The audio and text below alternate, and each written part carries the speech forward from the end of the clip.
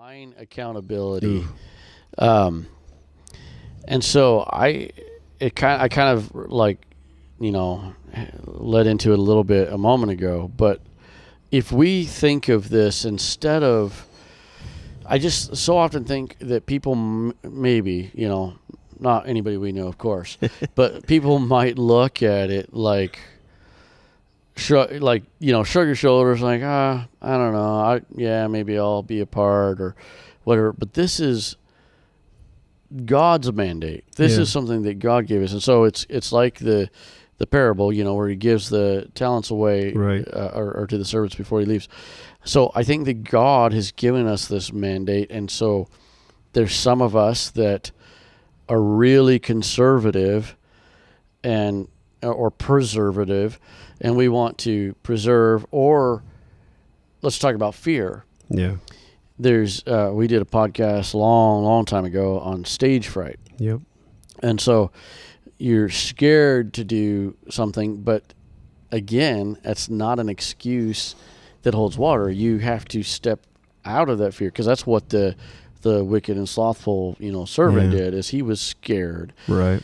And so we don't have a choice. We have to step out and step beyond our fear. Yeah, I mean, as a leader, you are going to be held accountable for how you were as a leader. And obviously for those folks that are just regular saints every day in the church, they still get involved, they help out and things like that, but they're never put in these leadership positions. They'll be held accountable for different things. But as a leader, right, you're kind of held to a higher standard, just like we had our leadership class tonight with Pastor, and he talked about that. Yes. And you can't be afraid of that. That you should grab a hold of that and be excited about it, and take it and use that as motivation.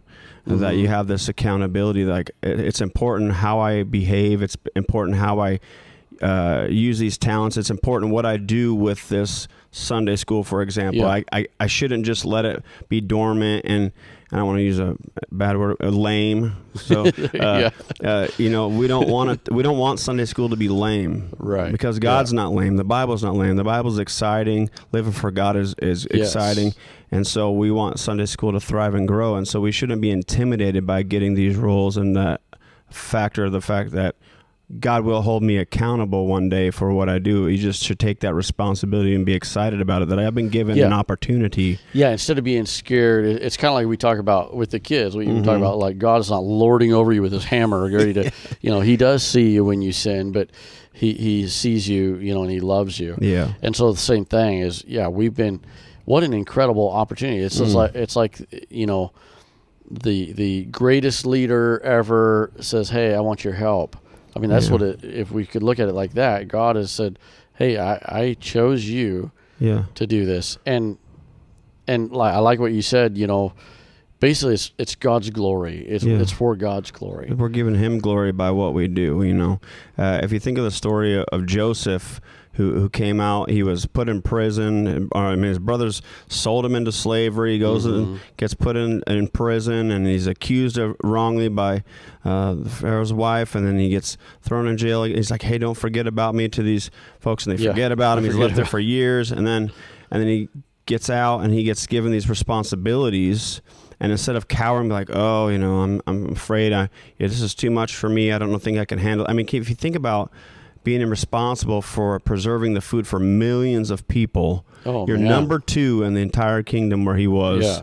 And it's like, that's a huge responsibility. Yeah. And he could have cowered and ran off and I can't do this. Yeah, especially after being in prison. Oh my goodness. All this, So that's not what he did. He took the leadership role by the reins and said, I'm going to do everything I can with this. I'm going to give God glory in everything through it all. And because of that, I mean, if you read through the story, I mean, those people all were fed. They never went without. Even when it got towards the end of the 7 years of famine, they were still eating well. They still had enough to provide. It was all because he took that leadership role by the reins and just said, I'm taking off with this. Yeah, and I'm gonna do it. I'm gonna step into that role. Right. Yeah, absolutely. Well, and one thing I was gonna say is we have done this story many times in Sunday school, and so maybe we could give a little bit of some of what we've done, just as an example, since this is Kidman backstage. I just thought of, so we've done it a few different ways, but one way I remember that we've done it is where the rich man leaves, and he gives them all the talents, and so we have the guy with the 10 talents. Mm-hmm. He starts a restaurant. Oh yeah. Do you remember this? Yeah. He starts a restaurant, and that's how we introduce our snack. Mm-hmm. And then the second one has a store. Right, storefront on the market. So he has like swords and helmets and different things. Basically all of our backstage props. Yeah, or we not took all, the but a bunch of quite them. a few, yeah. And so he's got a table full, and of course we let the kids, come around or whatever. Yeah. And so, and then of course we usually try to make the one servant. He's just dumb, and he goes and hides his. I remember we did it. I think might not have been the most recent time, but it was in transition.